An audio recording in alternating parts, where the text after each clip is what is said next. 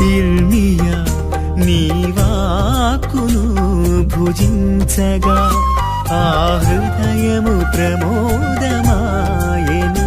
నీ వాక్కును మేము ఆలించగా నాలో